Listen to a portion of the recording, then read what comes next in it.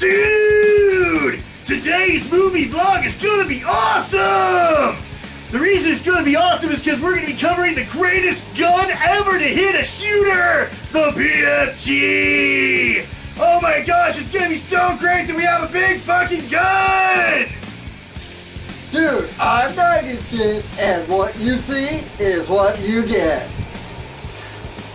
You're supposed to come in and remind me that it's not that. You're right. Adam, snap out of it. It's not that. Sorry, I didn't mean to chair. What do you mean, dude? It's the big fucking gun! No, Adam, it's The Big Friendly Giant. A book that probably predates this by many, many decades. Dude, that's like a kid's story or something. That's not awesome! Yes, it quite is.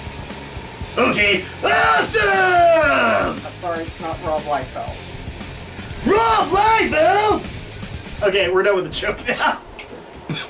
This is starting to hurt. Hey, welcome everybody. This is Dragon Shadow Vlogs. We're now talking about the BFG. No, it's not the big fucking gun. It's not the...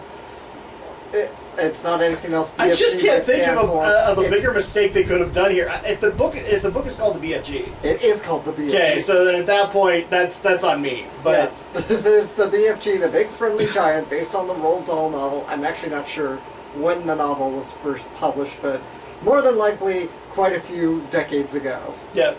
So once again, welcome to another Dragon Shadow vlog. We're happy to have you guys here, my friends, my beautiful fellow geeks. I always forget to turn that off. Yes, well, it's all right. Because it It's all right. causes wind noise on the mic, so we can't have it running. But at the same time, it also kind of curbs my stuff, you know, because I'm yelling into your camera at this point. Mm-hmm. So once again, welcome to another Dragon Shadow vlog. I promise at some point we will stop making this emphasis, but there is one thing that we always have to say is spoilers ahead. We are going to go into the movie in as much detail as we can. So at that point, if you guys want to go see this movie on your own time, pause the video and come back and listen to what we had to say. Absolutely. And just for you, and for the gratification of a great pause screen, here's a great pause screen. Moving on. So at that point, let's go ahead and get into the BFG. So you've been warned, spoilers ahead. This is based off of the Roald Dahl novel. So for those who have read it, pretty much know the plot, at least if you remember it. You've said that you actually read it in grade school. I don't remember if we did. It wasn't. I didn't read it personally, but it was. No, but it was one of those things your teacher read it to. Yeah, it was read to us aloud by our teacher. So, I don't know how many teachers did that. I would imagine teachers still do that. Encourage reading and everything. But yeah, they just don't. I think they've actually stepped away from actually having the teachers read because they want to encourage reading amongst the kids. So they do more like the readathons and stuff like that. Yeah, but I mean, this was fairly early in my grade schooling. I want to say second, maybe third grade at the latest. Yeah. Third grade.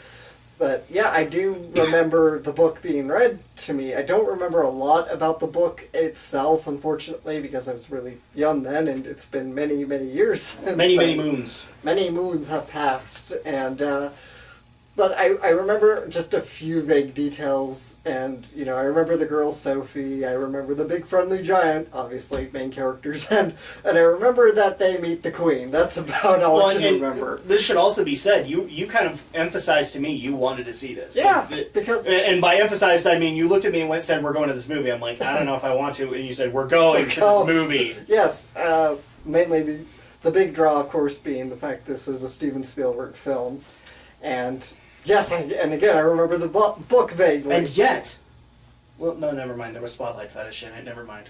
Not much, really. It was there, though. Can I say not enough spotlight footage, therefore worst movie ever. Oh my gosh! No, it wasn't quite heavy on the spotlight, but it had the signature light beaming from the windows kind of cinematography Spielberg. So at that point, I'd actually say yes, Spotlight Fetish, just because it's doing the same kind of effect. And when I think spotlight footage, I think like big flashlights in Jurassic Park and AI and yeah.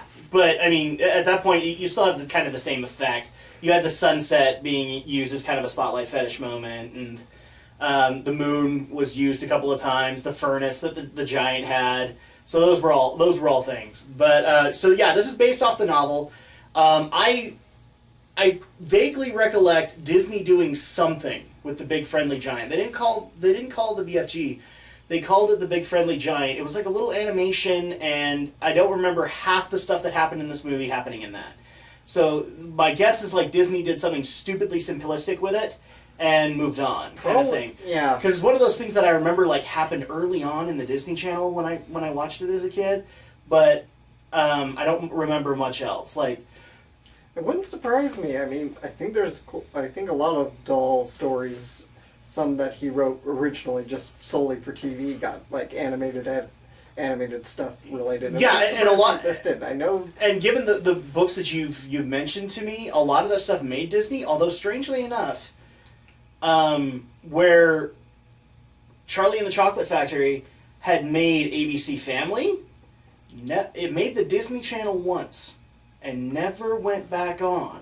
And the funniest thing is, that is the first time I ever remember seeing the Funky Tunnel scene from Willy Wonka and the Chocolate Factory. So you're with the chicken's head being chopped off and all that was shown and not edited on the Disney Channel.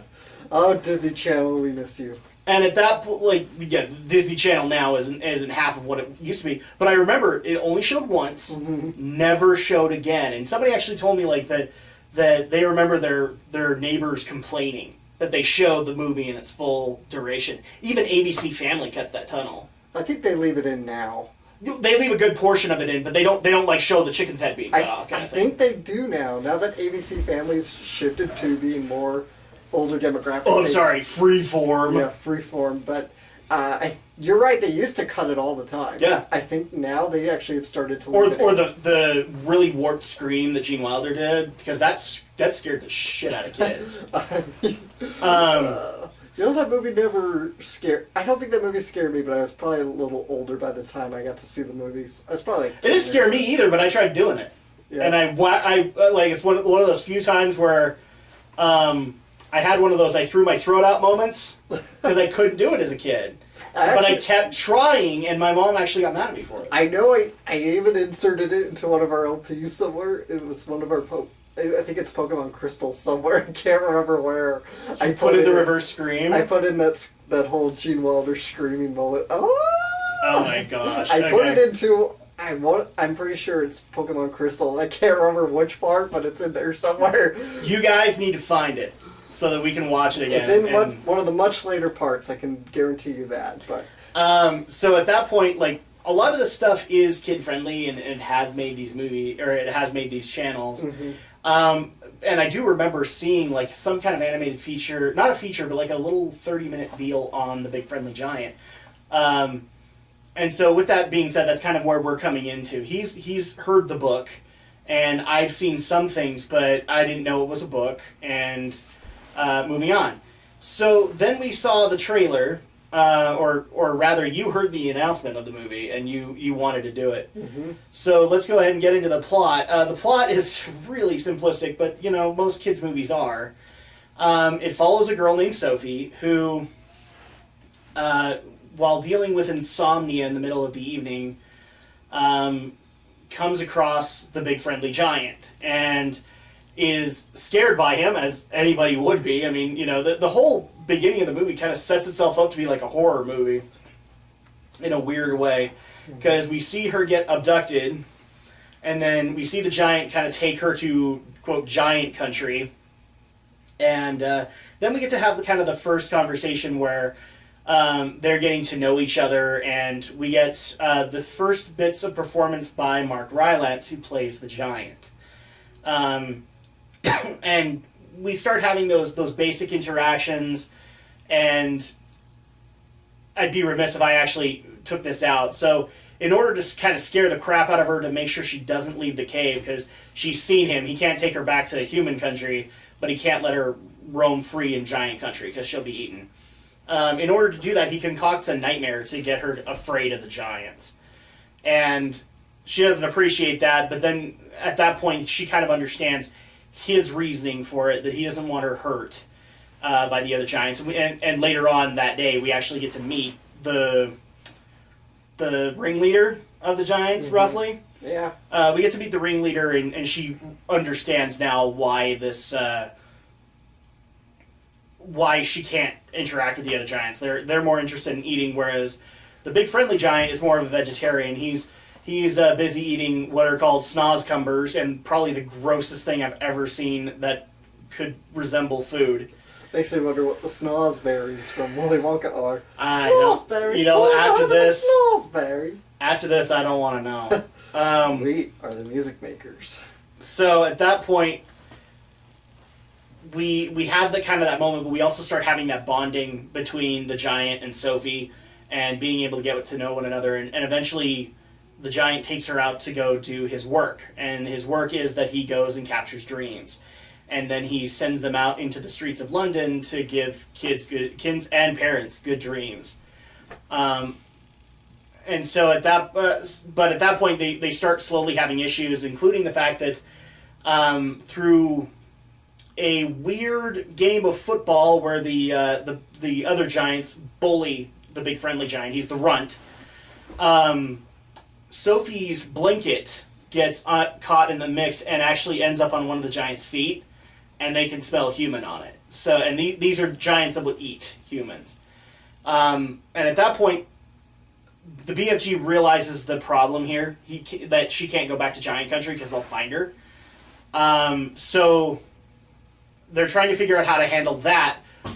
The idea comes to Sophie that she has to go meet with the Queen to capture the giants, to basically get the aid of the Queen to save the BFG from the evil giants, as well as be able to give a good life to him and a good life to her. And so we actually have a moment where they construe a nightmare that will make the Queen understand their plight.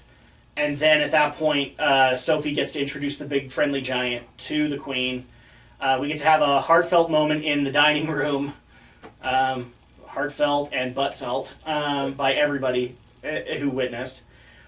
And then a plan is hatched to basically do a military operation to get the giants onto a remote island where they can't bother the BFG ever again. And their only other kids. And their only source of food apparently is snozcumbers. Or yeah, they can't abduct kids. And that's actually one of the things that I disliked about it, but we'll move on there when we get there. Basically giving them nothing but snozcumbers, because that's basically what the BFG has lived off of. He's never eaten a human. He's lived off of fruits and vegetables, specifically snozcumbers. How he downed those, I'll never know. And we basically get a happily ever after. The BFG is living in Giant Country and much better off than he was before. And now Sophie is living with the Queen. And that's pretty much the plot of the BFG. There really isn't a whole lot to it. A lot of it is just spectacle. Mm-hmm. I would dare say that this plot is very similar to E.T. in the fact that there's a very simplistic plot there too. And 80% of it is just spectacle. It's seeing E.T. do things. Well, it's written by Melissa Mathison again. She wrote Did she write E.T.? She wrote E.T. Okay. So at that point, let's just go ahead and get into our likes and dislikes. What did you like about this film, Alex? I thought it was a charming, very simple and very energetic, simple movie. That's what was nice about it. A simple family film, but not in the same kind of really pathetically stupid way that Illumination Entertainment would deliver to us with their movies, or DreamWorks Animation would deliver with their movies. I'm not going to say it's Secret of NIMH brilliant in terms of complexity, no. But it is very much like, if anybody's familiar with anything Roald Dahl, be it Matilda, Willy Wonka and the Chocolate Factory, The Witches, then you've got a good idea of what Roald Dahl's style of writing is like, and it very fits him, so it feels like it's true to the spirit of what Roald Dahl would probably write. Obviously, there's going to be changes. It's a movie, and also a lot of the shots in the movie, like you're saying, there's a lot of reminiscence to Roald Dahl. Yeah. I would also say there's a lot of reminiscence to Steven Spielberg and how he likes to shoot things. Oh yeah, in this movie. I mean, let's get into the visuals aspects. Yeah. It's nice to see Spielberg go back to a family film. Pretty much. What was the last one he did? I want to say It's been a long time. As far as directing goes, I want to say Hook would probably be his last one. That makes sense. So it's been like since the 90s. Yeah, I mean, some people might want to argue Jurassic Park. I'd say that's more made for an adult audience. On top, yeah, it's a family audience. I would dare say that the movies that came later were more for an adult audience. Mm-hmm. But the original could have been a family deal. Because it really was written and it was directed that way. Yeah. Just because of the wonder. But, I mean, that's the thing, is that a lot of the stuff that has come out of Spielberg recently directly has been things like AI, has been... Jiminy Christmas, I can't even think of the last film he actually directed. Bridge of Spies. Bridge of Spies, again, an adult film. Yeah. And obviously where he met Mark Rylance. Yeah. So at that point, I mean, he's done some stuff here and there, but he's been mainly adult focused, which is funny because he's getting into games because of kids, or because of his kids, and because he's a gamer. And I've never understood that concept. Is like, well, I mean, the irony there is that he doesn't really write for games. He funds them, but he doesn't write for them. Minus the one that we're covering still right now, right, where he co-wrote The Dig. But that's it. But even then, that he didn't really write. I mean, he did. He came up with the basic concept of The Dig. Yeah. But he wrote that. But again, a co-writer. Yeah, he originally pitched that for his TV series, Amazing Stories. Yeah. Right, but it was going to be way too expensive to make that way. Then they decided, hey, let's make this into a game at LucasArts. So, right, you're right. He really has mostly had a focus on adult audiences. I can only think of like E.T. and Hook are the only ones I can say are real family films. Other ones have slightly more adult bends, but kids can kind of enjoy them, like Jurassic Park. Yeah, because even then, I wouldn't. Here's where I would disagree. I wouldn't call Hook a kids film. I would actually call it a family film because there are adults themes to it. Well, that's what I said, family film. Yeah, so at that point you can, if you narrow it down to like a family focus, then Jurassic Park fits that. But that's it. Mm-hmm. Everything else has been Schindler's List, Bridge of Spies, AI, all that. Yeah, so it's nice to see him kind of go back and do something a little more simple like that. Yep. And still have, I think, a bit of the old charm that he would have brought to a film if he'd done this 20 years ago, 10 years ago, 15, whatever. And, I know... I would dare say that this film is probably a perfect example of an E.T. made film today. Yeah. Because it's very... Like, the one of the things that I'll go into a little bit more in my stuff is that this feels very much like E.T. Yeah, and God bless her soul now, last film by Melissa Mathison now. First time they worked together since E.T., and it was nice to see these two come back together again for one last movie with each other. Yeah. Just because she did wonderful with the script E.T., and she did really good with this one too. So it's a solidly written film, solidly shot film. Right. I like there's more color in this movie. I gotta say, more color in this movie than how many other movies can I mention this year alone? Ghostbusters, yes. Batman v Superman. Well, Ghostbusters is pretty colorful, right? Because the ghosts were all neon glowy. And... Yeah, but when you weren't having to deal with that, what were you dealing with? New York City, colorless. Right. So and. Oh, and by the way, I should probably point out you're a misogynist now because you still do logs with me. Yeah, good. So, kiss my ass. So yeah, back onto the positives, the things you liked with it. And John Williams came back to deliver a magnificent, whimsical score. He unfortunately couldn't work with Spielberg on Bridge of Spies because he was ill at the time, but it's good that they got back together yet again. Well, he's older than Spielberg, isn't he? Oh yeah, I mean, he's got to be in his late 80s. Yeah, it's not like they met up early on. I think John had been doing some stuff before Spielberg came along. John has been working since like the 30s or 40s. Yeah. Even. Yeah, like Spielberg's in his mid to late 60s. Williams is like in his late 80s. Or early 90s by now. So yeah. I'm glad these two still have such a strong partnership after so many years. What would be without? But we just confirmed our theory that John Williams will never retire. He'll never retire. He'll never do it. He'll take the next project. He loves doing it. Go on, sorry. So I really liked the little girl playing Sophie. Child actors are so hard to do and do well. I liked her. She did a good job with the role, and Mark Rylance was a great giant. Mm-hmm. Okay. My likes for the film was, again, this felt like E.T. to me, and in a number of ways. The shots felt very much like E.T., where we had lots of covering up of the lens and then unveiling and seeing this wonderful, whimsical world. That's what I remember from E.T. There was a lot of shots like that. This one especially, when they had Sophie in the bag, so to speak, or she was in her blanket, but it was being used as like a satchel.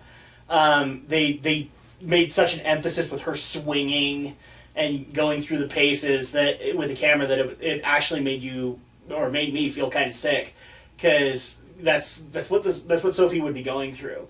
A lot of the shots in Giant Country, as well as some of the later shots in the Queen's Garden, were beautiful, and really a standing example of the shots that Steven Spielberg could get, both in his youth and now.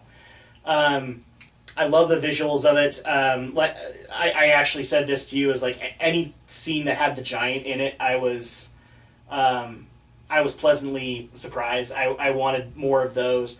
And it's just because the giant was such a lovable character that it was always interesting to see his ears fold out, or him to start grinning, or even just having him sit there and pace and kind of be hard on himself. All were really greatly done, and kind of a shining example of when CG can be done right. Because CG was this character. And even his older brothers, for lack of a better term, because he's called the Runt, they looked great. They actually looked like giants. Okay, they looked like, the Disney equivalent of giants. Fee fi fo fum. You know what I'm talking about, right? Like the Mickey Mouse giant kind of thing. They all looked like that, and it was great to be able to see that. So I love the shots. I love the visuals. The music. I'm not saying I hate the music, but there's actually kind of a reference I want to make to it, is that the way that John made this, I haven't seen in the longest time in film.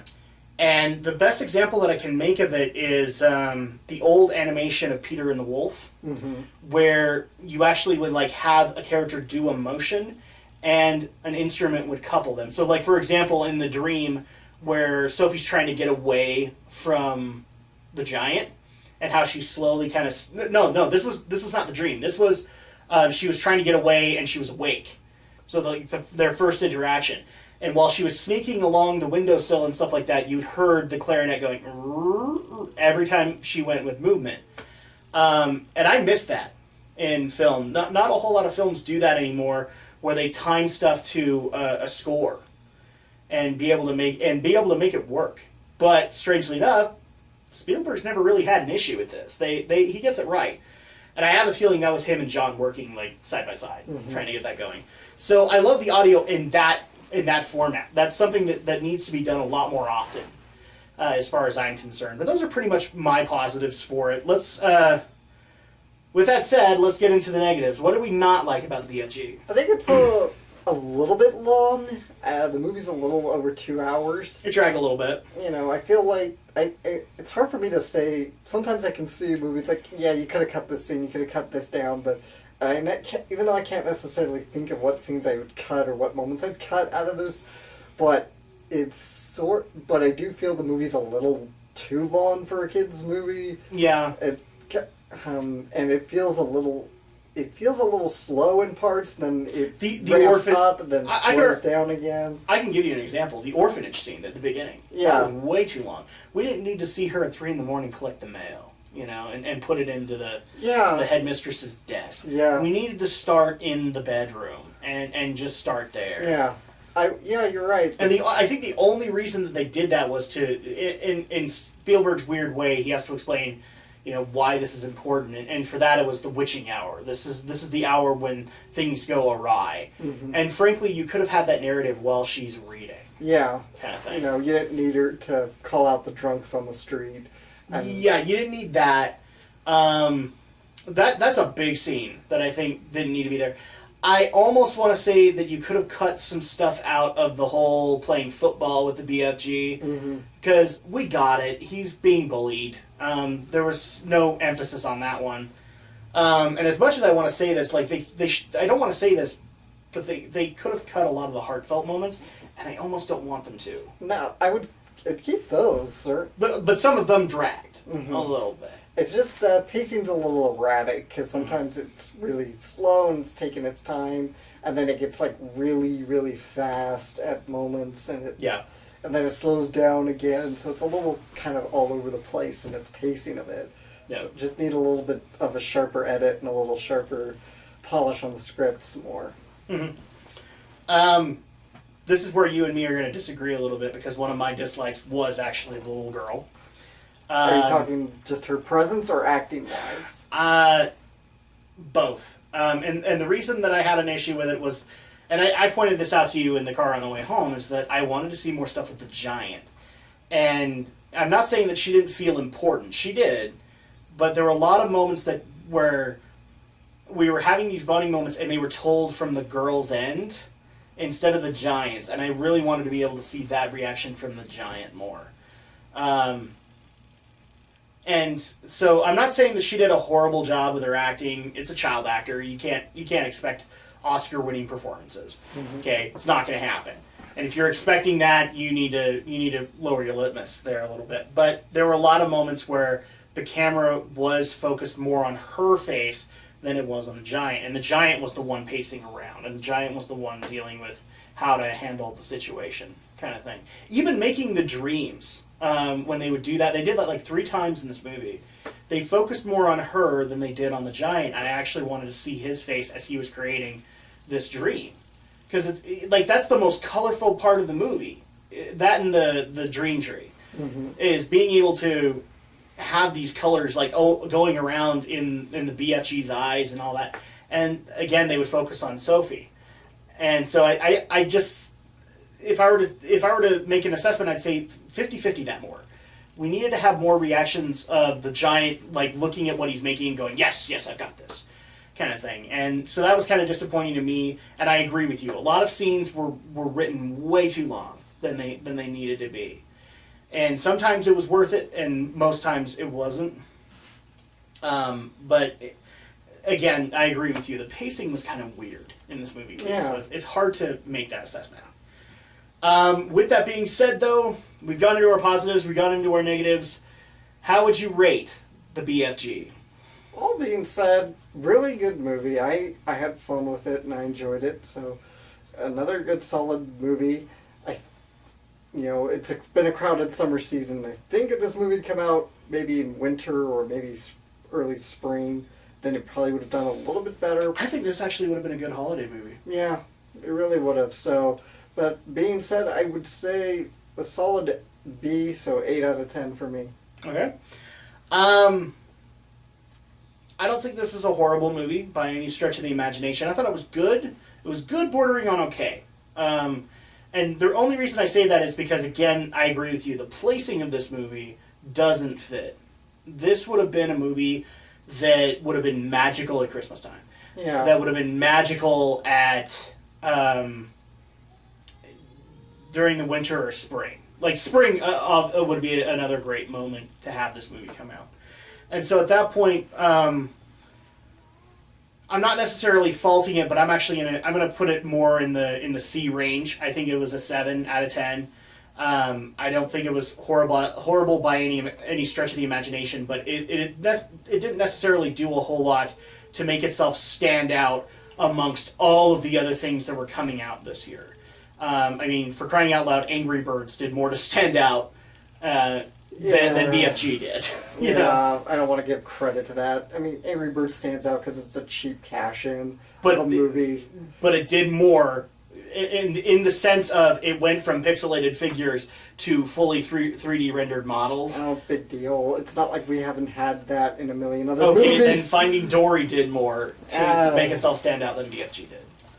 And that's saying a lot, because I want to say that this is more than it is, because, again, Steven Spielberg is behind it, and he doesn't do a whole lot, but that's where I'm standing, is that this feels like a good or okay to good movie to me. I think people will enjoy it, but I also think that they would enjoy it at a cheaper price range, kind of thing. Thankfully, we went at matinee. I mean, think about the people who went opening day at prime time. That I don't think that this movie would have been worth $10. That's the sad part of it. For adults, I can see it being a little mixed. We were in a pretty not packed theater. It was fairly busy. Well, but again, we got to, so this is another movie where we're coming late. Yeah. But there were plenty of young kids in our theater, and they were all having a good time. They all sounded like they were enjoying it. Minus one or two. We actually had, because I remember it distracted me. There were a couple that were scared. Yeah. At the beginning. Seemed like a couple of kids might have been a little intense for some kids, but yeah. Most of the other kids were laughing and having a good time when the silly moments happened. Yeah. Well, I mean, who doesn't love a good fart joke? So with that being said, we've done our final scores. We kind of gone a little bit into how much you would pay for this. Mm-hmm. How much would you pay to, or would you recommend to friends and family to pay to go see the BFG? Movie, yeah, that's hard. It's a good movie, and I'd certainly say if you got the money to see it in theaters, I mean, obviously when you add other kids into the factor, then the price just goes up and goes up and goes up. So, otherwise, I mean, take your kids. This is a good kid movie. This is a good, solid family movie. But not at prime time. Not at prime time, you know. Even though I enjoyed it, and I would probably see it anytime. But worth the matinee, I'd say. Unless movie price tickets are just way too much for you, then you know either dollar theater or rental. But I can at least say, for my personal perspective, I wouldn't mind paying matinee prices for it. If it was just my family, I wouldn't mind paying matinee either. But for people who are asking for my recommendation, I'd have to tell them to go to the dollar theater because, I mean, it just depends on how many kids you're bringing. Yeah. And if you're bringing a lot of kids to this movie, which I have a feeling, you know, like this is one of those movies that people or schools would try and do special field trip days to be able to go see it. And I'm not saying that they shouldn't, but you want to keep that cheap. You want to keep that on the cheap. Because usually, I believe it's the teachers that are paying for it. Yeah, teachers pay that out of their own pocket. In that case, I say, if you're a teacher and you're looking to show this to your students, wait for a DVD. Or wait for Netflix, yeah, kind of thing. Wait until you can do it within your own price point. And that's, I think, going to go ahead and do it for us with the BFG. This is actually kind of a shorter review for us, but, I mean, there isn't a whole lot to add to it. No, not really. Now, we actually do have another video coming out today, which is the belated best movies of the year so far. But the next time you guys are going to be seeing us, we're going to be part of the Geek News crew as we take on the next movie in the DC Cinematic Universe, Suicide Squad. All right.